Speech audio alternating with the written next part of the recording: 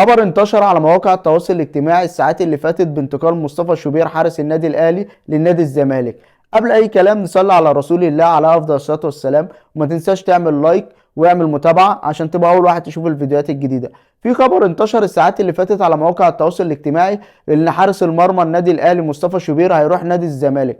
مفيش الكلام ده يا جدعان. كل اللي حصل لكابتن محمد عبد المنصف مدرب حراس نادي الزمالك طلع وقال لك في قناه ام بي سي مصر: انا كنت نفسي اضم مصطفى شوبير في صفوف فريقي في النادي الزمالك، بس كلمت ووالده قال لي مش هينفع والموضوع ده مستحيل. اللاعب مصطفى شوبير مستمر في النادي الاهلي وعاوز يكمل في النادي الاهلي وبيقدم اداء مميز في النادي الاهلي، وبيتمنى اللي هو يبقى الحارس الاول في النادي الاهلي ويبقى حارس منتخب مصر الاول.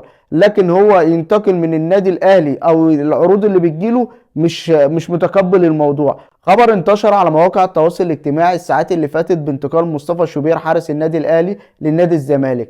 قبل اي كلام نصلي على رسول الله على افضل الصلاه والسلام، وما تنساش تعمل لايك واعمل متابعه عشان تبقى اول واحد تشوف الفيديوهات الجديده. في خبر انتشر الساعات اللي فاتت على مواقع التواصل الاجتماعي ان حارس المرمى النادي الاهلي مصطفى شوبير هيروح نادي الزمالك. مفيش الكلام ده يا جدعان. كل اللي حصل لكابتن محمد عبد المنصف مدرب حراس نادي الزمالك طلع وقال لك في قناه ام بي سي مصر: انا كنت نفسي اضم مصطفى شوبير في صفوف فريقي في النادي الزمالك، بس كلمت ووالده قال لي مش هينفع والموضوع ده مستحيل. اللاعب مصطفى شوبير مستمر في النادي الاهلي وعاوز يكمل في النادي الاهلي وبيقدم اداء مميز في النادي الاهلي، وبيتمنى اللي هو يبقى الحارس الاول في النادي الاهلي ويبقى حارس منتخب مصر الاول. لكن هو ينتقل من النادي الاهلي او العروض اللي بتجيله مش متقبل الموضوع.